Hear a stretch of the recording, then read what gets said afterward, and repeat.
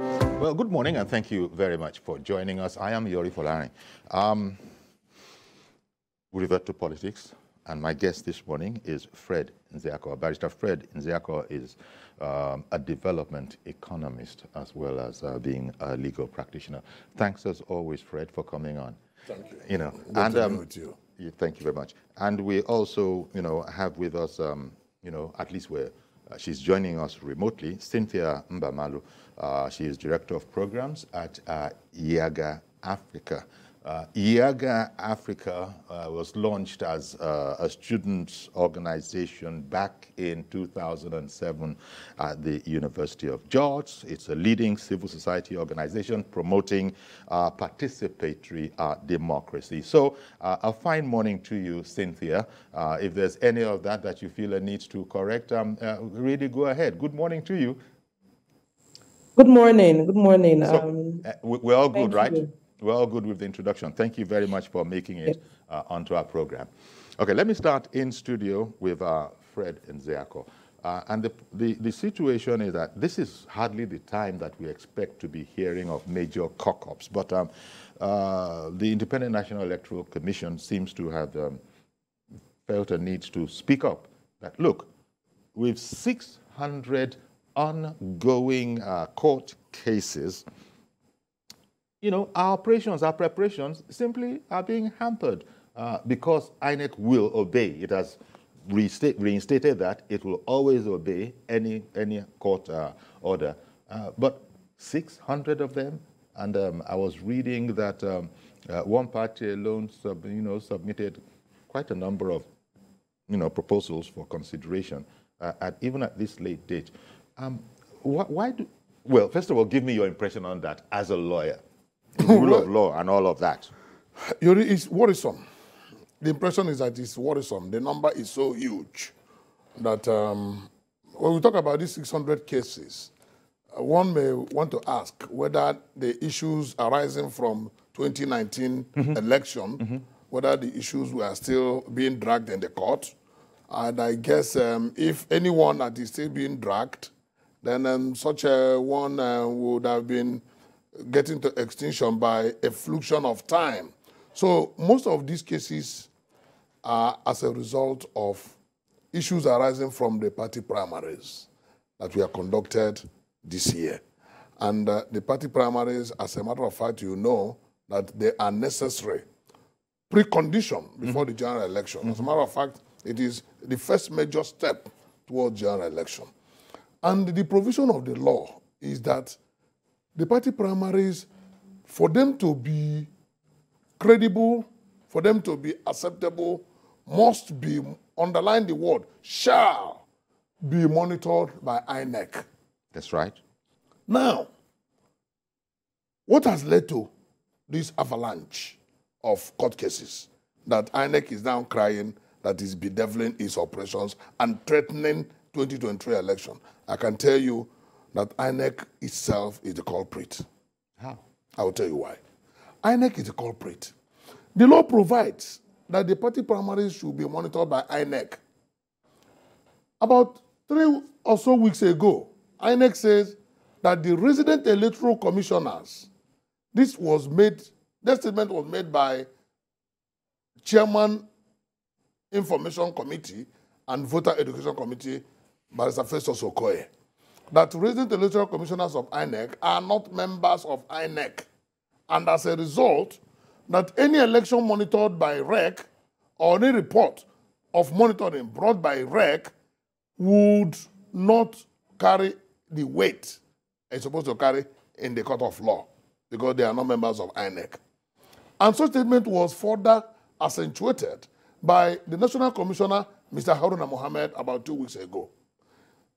If INEC distances itself from the authority of the resident electoral commissioners, how can INEC now come today and cry wolf? Secondly, INEC set the standard because the law provides that INEC has the authority, both the Constitution and the Electoral Act, provide that INEC has the authority to set the standard and the procedure for the election. They have all that latitude. INEC now decided that if you participated in presidential election, for example, you should not participate in another presidential election in another political party. INEC also said that if you do not participate physically in an election, you cannot inherit the result of that election. That much has been supported by the courts over time. Let me give you one clear example. Dave Umahi of Ebonyi State ran for presidency and came back, and he's holding senatorial seat. I mean, a ticket. Godswill Akpabio wanted to run for presidency. He even ran. And today, he's holding the ticket of the party for Senate. Alhaji Lawal, the Senate president, ran for presidency and has been pushing Machina in Yobe to hold the ticket until Machina went to several courts, and at the end of the day, Lawal lost out and decided to go home. If he didn't decide to go home, he will still have been in Supreme Court, possibly, pushing for a ticket that obviously should not belong to him. Now, why would INEC put a goalpost and shift that goalpost at the middle of the game? That is where INEC, these are just few notable examples. There are so many other examples across Nigeria that INEC has not put its feet on ground as expected, and they are now causing a lot of challenges in the court of law for INEC. So INEC is the major culprit. Yes, the politicians themselves are complicit in that, because an average politician would want things to go his own way, but that is why we have the laws and the authorities. The electoral management body should not be playing to the whims and caprices of politicians, no matter how highly placed any politician can be. Okay. Now they're having 600 cases in court, and of course, for every case, INEC is a party to it. And once you are a party to any case, you must respect the court and then be part of that case. Otherwise, whatever judgment that is given, whether you are there or not, provided you are joined, the judgment will be binding on you. So INEC should not cause the problem in the morning and come in the afternoon to attack shouting wolf. Okay, let me bring you to Cynthia. Give me your perspective on, INEC decrying it, being, well, you didn't actually say overwhelmed, but certainly it is bothersome, worrisome. It has said as much. That is to say, the chairman of INEC said that at a capacity building workshop on Monday. Give me your take on the situation. Thank you. And it's been interesting listening to the conversation so far. And perhaps I'll begin with the outcry from the Electoral Commission. I think as an institution, they have a right to raise an issue when there is something absolutely wrong. 600 pre-election matters, that's a huge number. And honestly, I do not believe that the burden or the blame lies with the Electoral Commission, but rather with the political parties.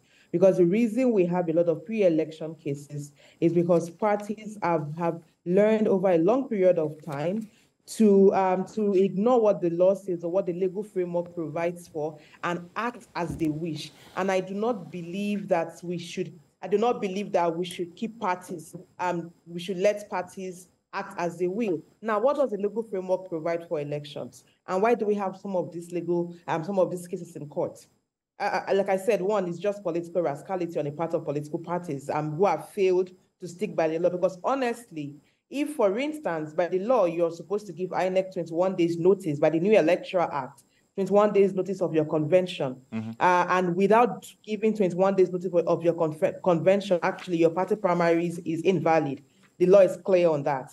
The issue around nomination, the process of candidate nomination is clear. Direct, indirect, or consensus, and there are requirements for each. And there's a requirement that parties send their party register at least 30 days before the conduct of primaries to the membership register to the Electoral Commission. Now, where are we having some of these issues? First, questions around were valid primaries even conducted? Because there's a requirement that notice of elections of congresses or party primaries would also come with the details where it's happening. So you can't just change the venue or the location last minute without clear notification to the Electoral Commission or even to candidates, to other aspirants rather. That's one. The other part is we've had a situation where political parties fix the rules, fix high cost of nomination. Now, individuals go to contest elections, they are aggrieved by the outcome, and they decide to move to another party, one, to secure a ticket. That is one arm of the conversation. The other part is individuals seek to contest for a higher position, then they lose, and then they want to go and contest in a lower position. That is the second one. The third part is parties intentionally manipulate or manufacture figures. For those doing direct primaries, figures of party members. For those doing indirect, we have parties where the delegates list is incoherent. There are cases where delegate elections were held at state level and different names were forwarded. So it's quite worrisome when we refuse to actually hold political parties accountable. And honestly, if our democracy would develop and grow, our political leaders and political party leadership they need to come back to their senses and look at the law. I'm tired of making excuses for political parties. I'm tired of making excuses for politicians because they have failed to realize the important role they have in building our democracy. Our law is clear. We have a new Electoral Act that provides specific clarities on rules of engagement when it comes to party primaries, when it comes to how primaries will be conducted. However, we still have individuals who believe that they need to go back to court to get victory through the court, because there's also that belief that perhaps they could manipulate the court processes or the system or the process at the judiciary, which is quite worrisome. So if we think about that, the question should be, why are we having these high numbers of pre-election cases? I understand why they would join INEC, because INEC is the umpire and INEC has the power to monitor political parties' engagement. However, if things are conducted accurately and done in line with the law, if political parties from day one are clear on their rules, conduct democratic and transparent primaries, we will not have issues where people go and contest for one office and lose and go for the next, or where people are trying to force themselves as the candidates of the parties. We will not have issues where individuals feel aggrieved within parties and are running to other parties. Currently, none of the APC and the PDP are dealing with intra-party conflicts in different states. So would we also blame the Electoral Commission for that? I believe that INEC has an important role to give us credible and transparent elections. And I believe that as Nigerians, as citizens, we have that responsibility to support INEC to do the right thing, to get the work done.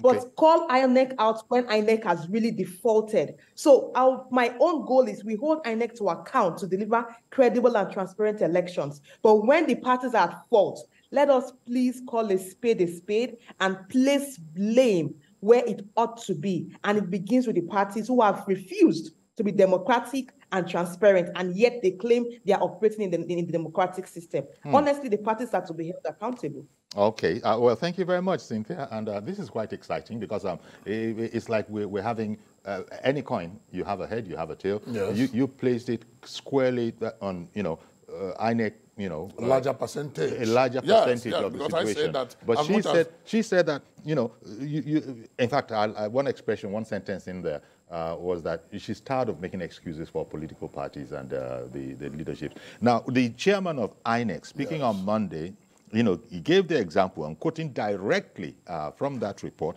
that only 2 weeks ago, one political party served 70 court processes on the commission in one day, seeking to compel us, that is INEC, to accept the nomination or substitution of its candidate long after the deadline provided in the timetable and schedule of activities for the 2023 general election. So you begin to wonder why... The chairman should not play to the gallery. Serving court process is not the same thing as serving certified true copy of judgment. Court process can be served. If they like, let them serve 1,000 court processes in one day. That shouldn't worry INEC. That shouldn't be an excuse why our 2023 election will be in jeopardy or will be under any threat. But any threat. Isn't it distracting? It is not distracting in any way. INEC has a legal department. They have a legal department. What are the lawyers doing in INEC? So it can be distracting. The lawyers in INEC will know that court process is not the same thing as court judgment. Court process is just we are going to court on this matter. Does it tie the hands of INEC? It does not. The one that will tie INEC's hand is judgment. Yes, but how so it doesn't even tie his hand. Look, for us non-lawyers, let us make it clear. Okay. And very simple for everybody to understand. Okay. Parties go for election. The image and name of the individuals don't appear on the ballot paper. So how does it affect INEC? What affects INEC? We have 18 registered political parties going for this election. All right? They are known. Their logos, their names, their images, everything about them, and it is known. Whoever that emerges is the one that INEC will recognize. If you emerge through a transparent primary, INEC will recognize you. If you emerge through the court, INEC will recognize you having obeyed the court order. If High Court gives an order today and Appeal Court gives another one, INEC will follow that of Appeal Court. Supreme Court gives the higher one, INEC will follow. So where does it affect INEC? And it doesn't mean that INEC must... Look, I'll tell you. But you see, I need to get joining this clear. INEC does not mean that INEC lawyers must be in court. INEC... I mean, you make it sound as if whatever you people like doing, joining us, INEC can simply ignore it. No, INEC will not ignore it. Exactly. But INEC will take judicial notice of it. It doesn't mean that INEC will be run up and down in court. What is judicial INEC notice? is not... What is judicial notice of understanding and accepting and agreeing that this matter is in court. And maybe preparing for it as well. What are you preparing? You are not the litigant. You only take, if you like, you observe the proceedings. If you like, you don't observe it. At the end of the day, the judgment will come. It's only the judgment that will concern INEC and not the processes in court. So when this If you and I, let's give an example. You and I went for primaries in the same political party. I felt robbed. You have the ticket, and I take my party and join INEC. The essence of joining INEC is that whenever the judgment is given, INEC will be compelled to obey that judgment. It does not mean that INEC will come and defend you, because that primary was not conducted by INEC. The one that INEC must defend is the election that they conducted. Okay. Now, we're talking about pre-election matter conducted by political parties, by the members. Joining INEC is only to make sure that whenever judgment is given, INEC will be compelled to obey that judgment. Because if you don't join INEC, it does not concern INEC. It's a technicality in law and in the court process. That does not mean that for every matter in court, between one party member and another, INEC will be in court. It doesn't follow. Okay, I hear what you're saying there. I hear what you're saying there. But I hear what you're saying there. But if, for instance, this whole matter about, and I'll go back to Cynthia, but this matter about the politicians themselves conducting themselves in an expected manner. When INEC complains or observes that, look, how can you come way past the expiry date for the substitution or change of candidates and still be making those, official requests? How can you be coming like that? Politicians are not priests. They are politicians. But there are rules. That is what I'm saying, that INEC must concern itself with the rules. The worrisome part of it is where INEC itself changes the rules. That is where it should worry INEC. But INEC hasn't done that. If INEC has not done that, why would INEC recognize somebody who did not contest a primary election? Why? That's changing the goalpost. So, if INEC does not do so, then INEC should not be worried. Why would INEC come out and give an administrative order that the Resident Electoral Commissioner is not a member of INEC, and as such, any report of monitoring of an election brought by that Resident Electoral Commissioner should be discountenanced and will not carry enough weight? These are strong technical rules. So you therefore Today, news broke out by way of trying to cover the ground and letting you know why I will always ask INEC to stand firm. News broke out about 3-4 days ago that INEC is planning, or rather some political parties are compelling INEC not to allow Nigerians view the result portal, INEC result viewing portal, real-time online from the polling unit. It has been disturbing and worrying Nigerians. Up to today, no top executive of INEC has come to make a categorical statement on that. And when you allow such gray information to nurture in the gray information arena, people will begin to read meanings, conspiracy theories will begin to arise. By now, we expected that Mr. Festus Okey would have given a press statement on that. The chairman of INEC would have made a categorical statement on that to assuage the feelings of Nigerians. It is not only in pre-election matter that the issues may arise. The bulk of the issues that really concern INEC directly arise from election matters. If we people cannot view real-time online election results posted from the various polling units based on what is on Form EC8A, then you would have messed up the system. But isn't this at the moment still speculative? But allow people to... It's still speculative because as you yourself have said... When you say speculative, there will be speculations all over, continuously until election. All right. There will be speculations.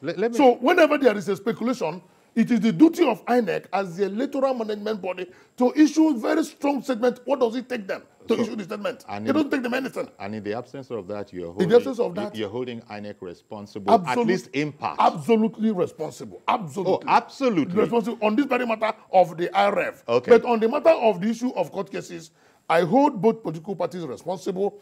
I hold the politicians responsible, and I hold INEC responsible for not standing firm. Okay. Well, based on what the laws have provided. Well, Cynthia, so coming back to you, as you heard, Fred is saying that, yeah, to some extent, but it's not all. Those are not that's not the extent of the culprits. He said that there's no way you can take INEC out of it. How would you respond to all the points that you raised? I do understand the sentiments, and just listening to him and reflecting to the several points that has been highlighted. And we as YIAGA Africa, we engage with not just INEC, with political parties, and most times we get the sentiments. But I think what is also important is the role of responsibility of respective institutions involved in the electoral process. I'm looking at political parties as an important institution and a major stakeholder. I'm also looking at INEC as the major elections management body. And like I said earlier, and I still stand on what I said. I do believe that there's a lot of irresponsibility amongst our political class and leaders, and they are forgetting that whatever they sow today is what determines the future of our democracy. And most times they've learned to breach the laws and look for sentiments, or rather play around sentiment to try to get INEC to act. As simple as the demand for INEC to extend timelines for conduct of primaries. You could imagine when it started, there was a clear guideline and clear timetable for elections, but we still had parties making demands that the time be extended and making arguments for that.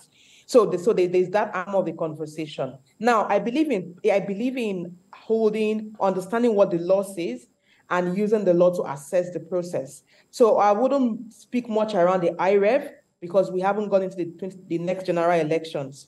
But if there's one thing that we believe we ought to do now is to make demands on the Electoral Commission, INEC, to ensure that there is clarity on procedure and processes, there is strict compliance to the law, and there is uniformity of practice. In addition, that we have a clear framework that guides and regulates or provides for clear principles for deployment of technology for both accreditation and results transmission, where the IREF also comes in place. Because what we're hoping to see for the next elections is full compliance. We've seen INEC function in Okey and Osun, and we saw a marked improvement because the FCT elections, they were major issues with technology, and YIAGA Africa and other partners called out on INEC, and there were several meetings post that to ensure better functionality and deployment in Ekiti and Osun. So where they've been marked improvements, we've noted that, but it doesn't mean we're getting to the election with high optimism. It's still cautious optimism because we believe that we need to continually make the demands until the elections are conducted. We cannot speak to the outcome or to the process. So that is one arm of it. Demands are clear. I've highlighted what we've made our demands when it comes to deployment of technology and even generally elections administration. That is one arm of the conversation. When we talk about political parties, like I said, I beg your pardon, before you continue, what do you make of Fred's submission that, look, being joined, if 600 cases, it might be 6,000. It doesn't matter because he doesn't see the potential for distraction in there. It's like INEC just being put on notice. Meanwhile, the chairman, when he was speaking on Monday, had said that some of these issues are even going to go to the Supreme Court. What would be your take in relation to, it seems like they're two different... I do see it is huge distraction. Now, being joined in a case means you'd be called to answer or to either support or to defend whatever it is or argue against. So being joined in a case, INEC is an institution created by law, Constitution in particular. Now, INEC cannot flout others. Same also as serving processes. Now, you can be served as an individual if you're served court processes. It could be at a process asking you to appear to respond to a case in court or to appear to defend yourself. Now, there is an intention. If you are not a party to a case, you don't just serve random people processes. And random serving processes does not mean, yes, I have. It's not an FI, it's not a for your information, FYI. The conversation around judicial notice, it's a bit more, it's broader than that. And I do not think, as an institution created by law, that INEC should ignore court processes. If it's a court process demanding that INEC comes to answer to a case in court, INEC ought to go to court to answer to that case. If it doesn't, it will be seen as contempt of the court. So INEC actually would be required, if it served a process, to come to court, because you're serving INEC a process because you want INEC to answer to a case, meaning that it is a distraction, yes. Being joined is that you are now a party. You are now a party to the case.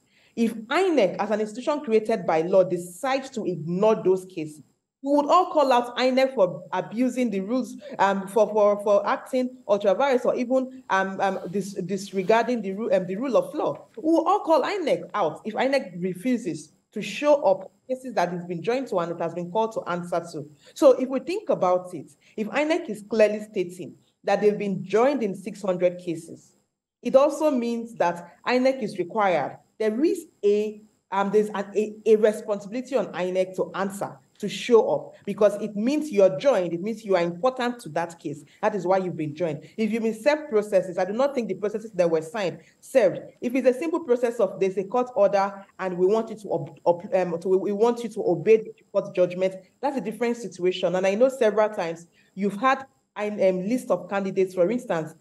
Names of candidates have been changed at different points in time because there's a new court judgment deciding with a decision that another person is a rightful candidate of the party, and INEC had to obey that court judgment and review the names. Sometimes you've had court judgment that has said, was it Ondo election in 2016 Ondo election or 2017? I can't remember. Where until the eve of the elections, one of the parties had a court judgment changing who the candidate of the party was, and INEC had to obey that. So there are several levels of processes. If it's a process demanding INEC to come and answer to a case, INEC cannot say, I'm busy, I won't answer to it. INEC needs to answer, which is why this has been raised, because it is a lot of distraction. But if parties do the right things, then we will not have this number of pre-election cases. Why should we have as many as 600 pre-election cases in a pre-election season when parties should have been held to account? Please, let us also look at politicians from other climes. We're talking about responsibility. The law is clear on campaign finance, for instance. How many parties are declaring how much they are spending? How many parties are giving accounts to the Electoral Commission? Recently, where I was just reviewing the campaigns in the US elections, you go to the FEC website, you can see who donated to which party. Republicans Democrats, as low as $100, you know who is donating it. They are declaring, even though they are spending a lot, you can tell where the money is coming from. You can see an accountability. Nobody is forcing them. No one is running after them. These are politicians too who are making that declaration. When it comes to Nigeria, why do you want to make excuses for bad behavior? All right, then. I beg your pardon, Cynthia. I beg your pardon. I'm so sorry to interrupt you because I was really, enjoying this.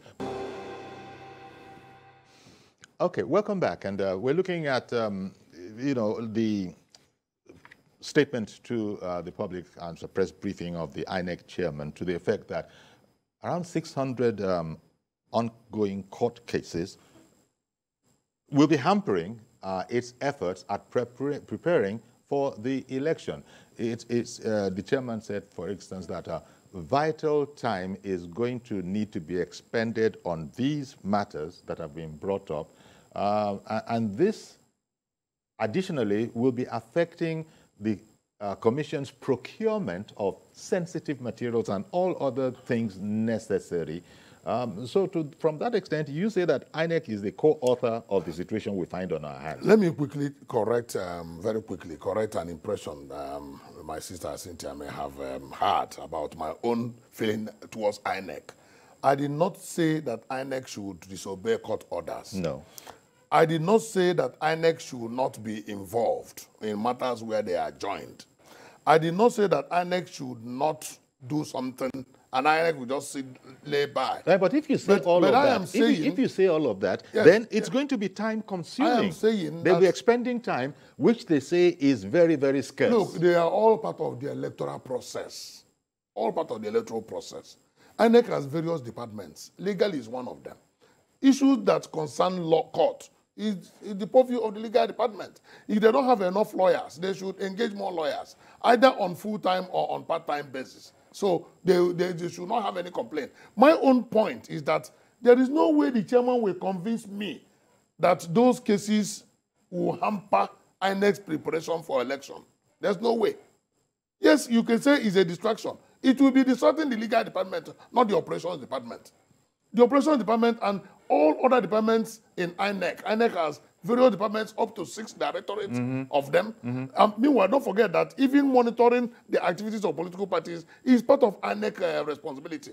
INEC has the responsibility to, it is that responsibility that they had, or that power and authority that they had, that made them to deregister other political parties and shrink the number from 97 it used to be to effective 24 or thereabout, and 18 are going for election.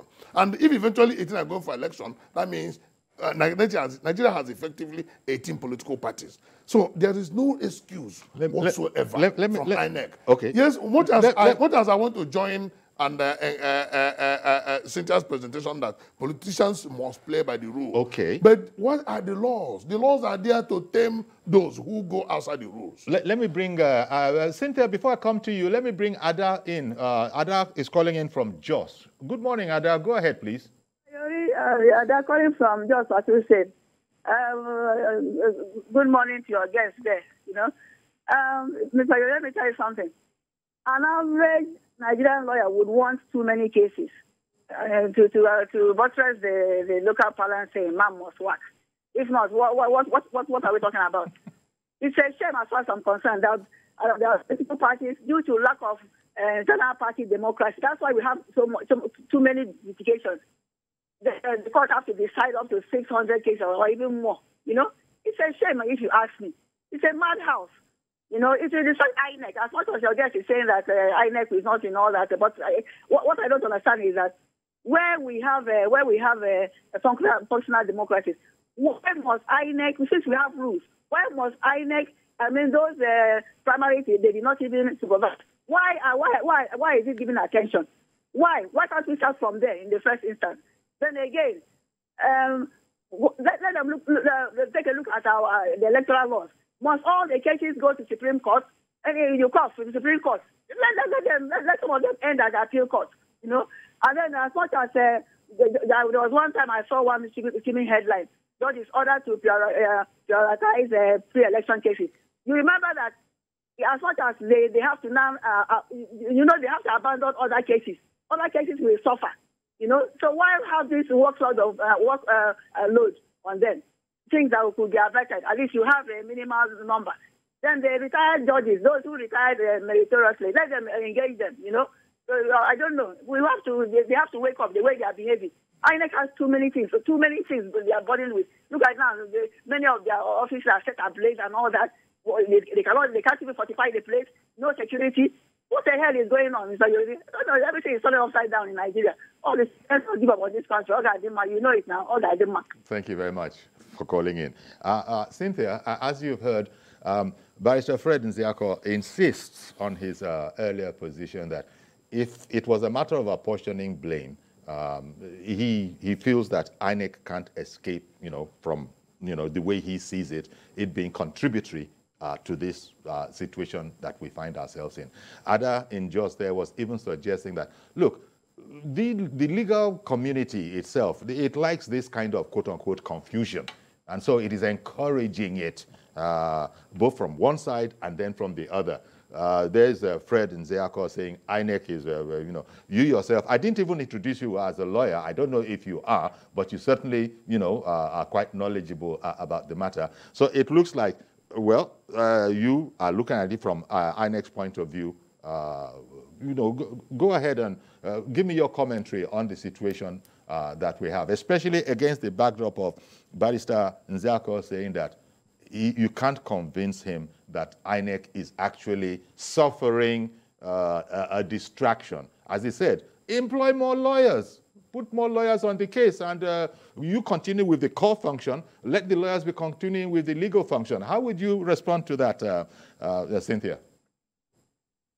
Yeah, thanks. And like I said, it's always good listening to him. And honestly, from what Barrister is saying, I see our points of convergence, but I also see that we have some points of divergence, which is required, which is normal. It's part of discussions. We can't all agree, but we agree to disagree. And I agree on the point where which he has made, which is also my position, that when it's time to hold the Electoral Commission accountable, we hold them accountable. So we cannot also create excuses for INEC and say it cannot conduct elections or prepare for elections because it has cases. So where it is time to hold them accountable, at the point of we hold them accountable, and where the responsibilities on the parties, we hold the parties to account. So I feel like that is our point of convergence, because I still believe that INEC cannot now say because of these cases, it can't perform its functions. Why? The law was clear on release of funds to be released 1 year to the elections.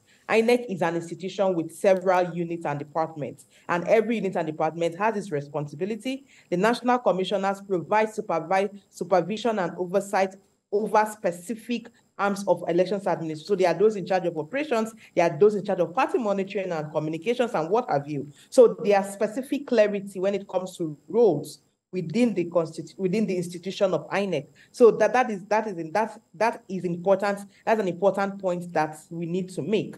Now, on the conversation around is this a distraction on INEC? I still believe it is a distraction, but I know that it's not a situation that we can solve now.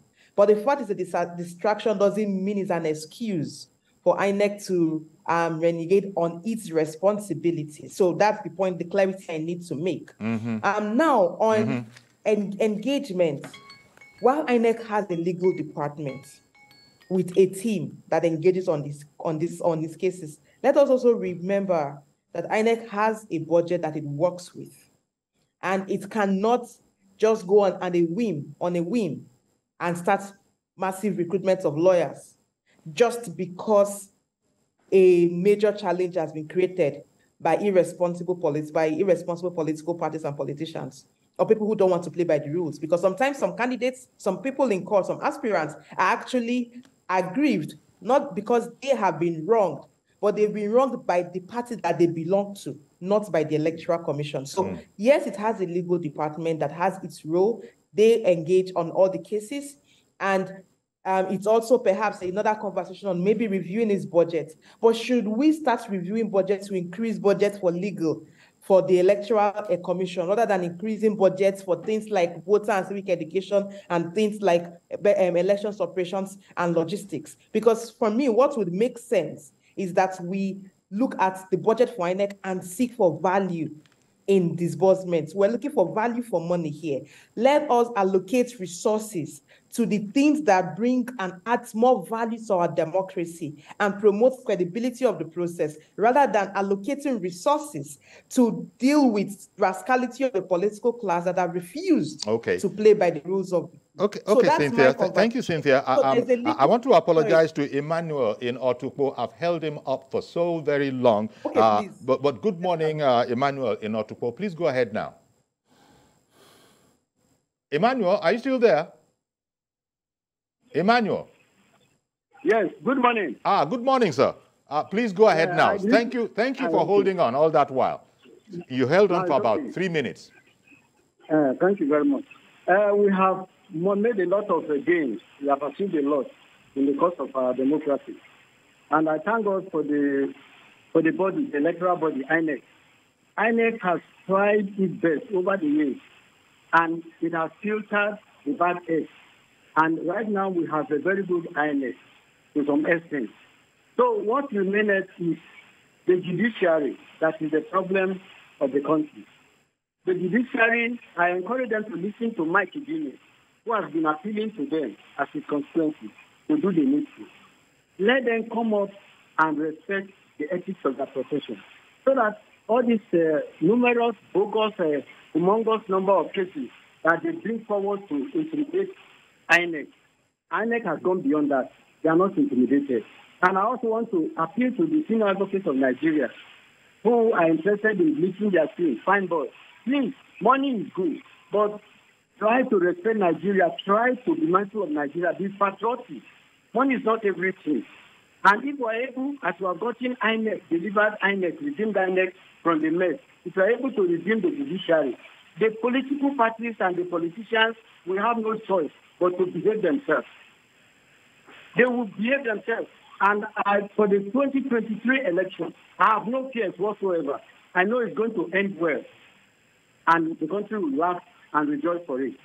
God bless Nigeria. Thank you very much, Emmanuel, for calling in from Otukpo, and in particular for waiting, because I didn't want to interrupt Cynthia as she was speaking, because I thought it was important to be hearing sort of expert views. Yes, Yori, you know why? You know why it is important we call out INEC when there is need to call them out. If there is a need. When there is need to call them out, there are development partners that donate funds towards our election from major parts of the world, from the developed parts of the world. And INEC cannot, in their good conscience, claim that paucity of fund is their major problem. Yes, there's no amount of money that will ever be enough, but it is proper deployment of such fund.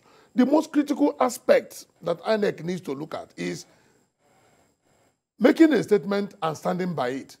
You recall that towards the primary election for the presidential primaries of Major, INEC set a date.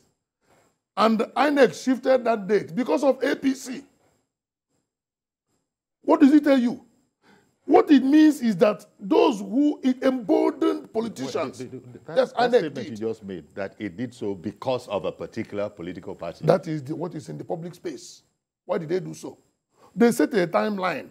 All political parties were working toward that timeline. APC was not ready. INEC shifted the goalpost. And by so doing, it has emboldened politicians that they could pressure INEC and get away with it. And that is why many of them had been pressuring INEC. And none of them are getting away with it. And today, INEC will come and complain that there are 600 cases. No man goes to court knowing fully well that he will lose. You only go to court when you have some percentage of confidence that you may win. Then you go to court. Well, in Nigeria, INEC is giving them that confidence. In Nigeria, as you know, people go to court, especially in the political space. People go to court knowing they don't have the chance of, as Hadley Chase would have put it, a snowball in hell. How many of them go? That does not amount to the 600. If you go and do a profiling of these 600 cases that INEC is complaining about, you will see the tardiness of INEC in all of them. Okay. Some of them were emboldened by the past activities of INEC. Okay. And the electoral management body is above every other person, because it's an institution empowered by the Constitution and the laws. Which is what INEC so tells that, us so that it strives to be at every turn. When you set the goalpost, don't shift it, okay. No matter whose ox is God. One moment, Cynthia, before I come to you. Reverend Dominic has called in. Good morning to you, sir.